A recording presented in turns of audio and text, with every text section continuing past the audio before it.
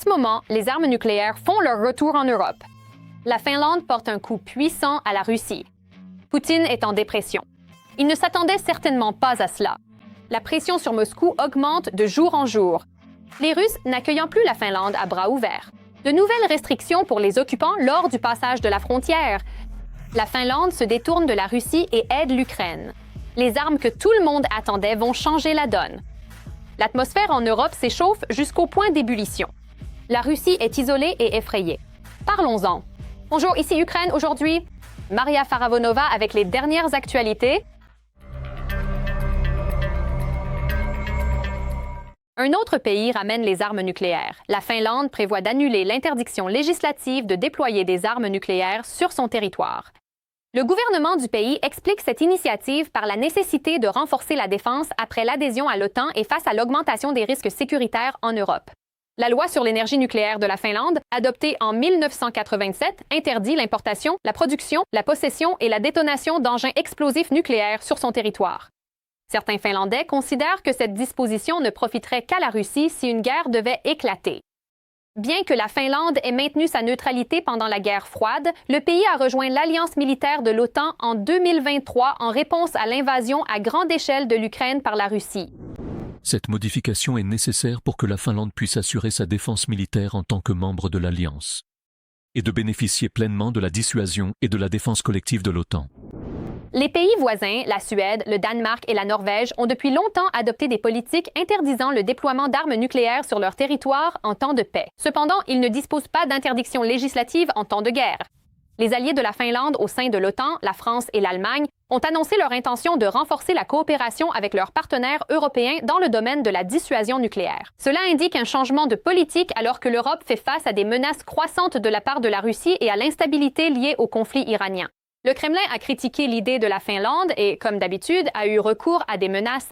Le porte-parole du dirigeant de la Fédération de Russie, Dmitri Peskov, a déclaré qu'une telle initiative de la Finlande entraînerait prétendument une escalade sur l'ensemble du continent européen. Ce sont des déclarations qui conduisent à une escalade des tensions sur le continent européen.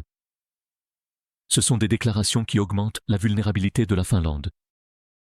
De plus, il s'agit d'une vulnérabilité provoquée par de telles actions des autorités finlandaises. Les passeports russes ne seront pas acceptés. À partir de juin, la Finlande introduira de nouvelles restrictions pour les citoyens russes lors du passage de la frontière. Le pays cessera d'accepter les passeports russes sans données biométriques.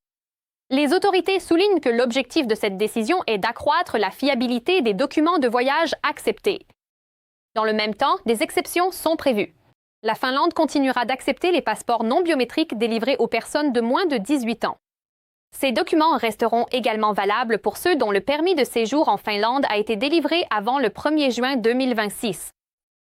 Dans ces cas, il sera possible de demander une prolongation du permis de séjour en utilisant un passeport non biométrique.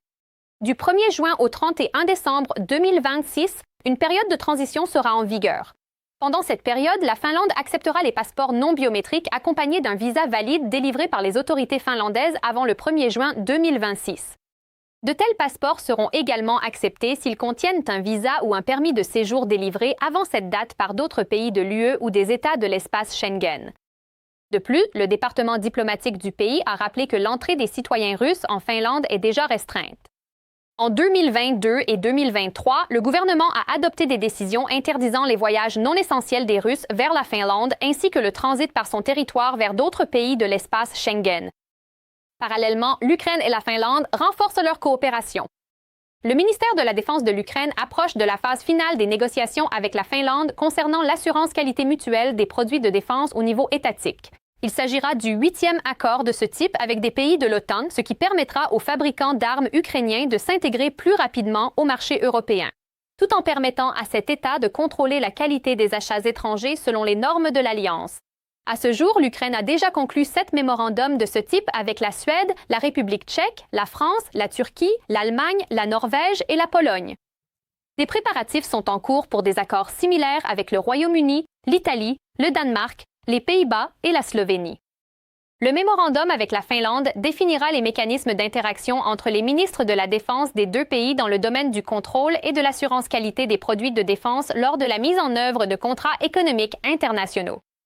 Cela simplifiera les procédures de coopération entre les fabricants, accélérera les livraisons et augmentera le niveau de confiance dans les produits du complexe industriel de défense ukrainien.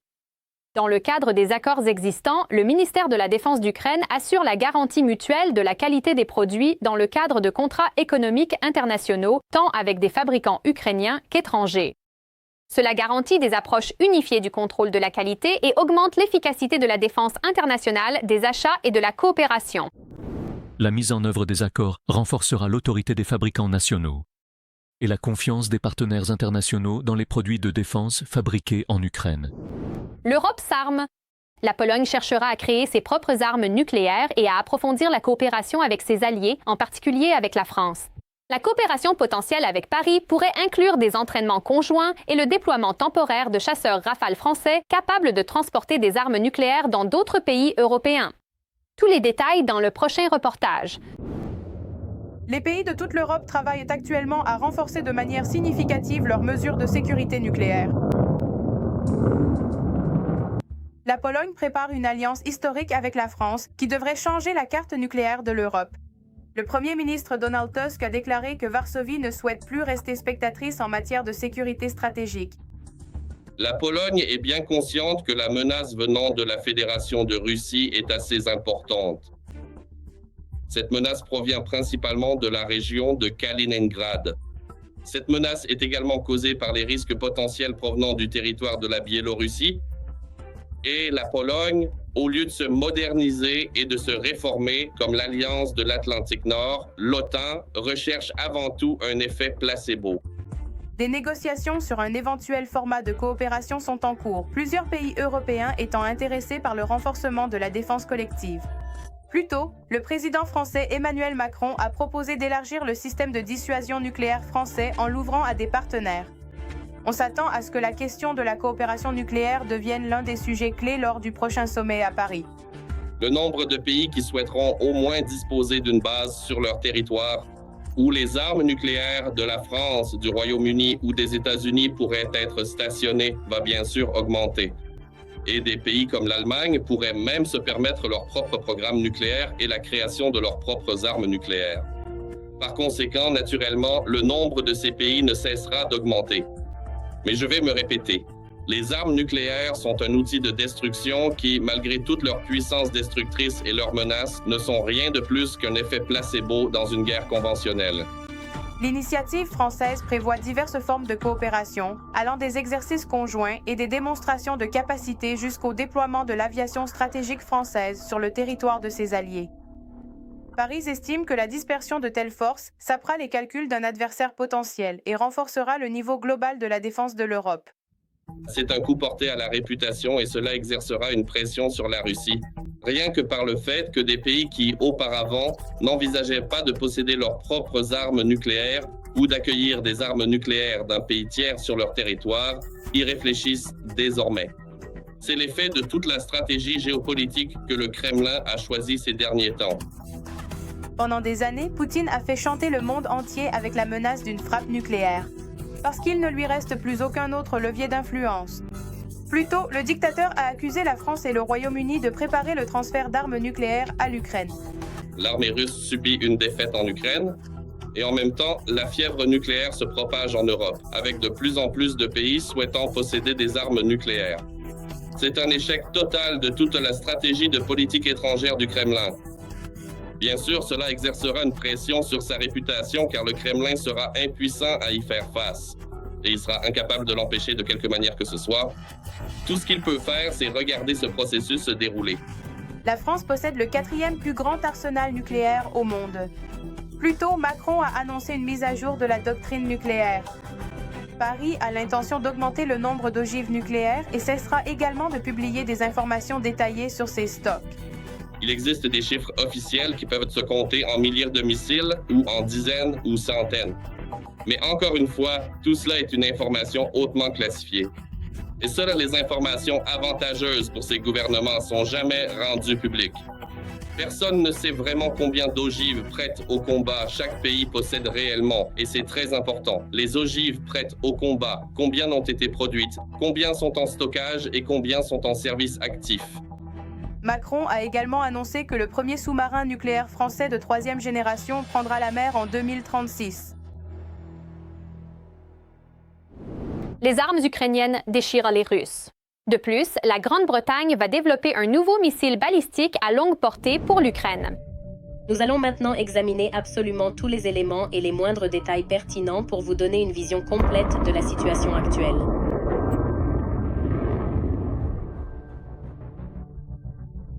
Comme cela est précisé en détail dans le rapport officiel, l'utilisation combinée des missiles anti-navires, Neptune et des drones d'attaque permet désormais de frapper de manière extrêmement précise et efficace les raffineries de pétrole, l'ensemble de la logistique ainsi que les quartiers généraux des occupants.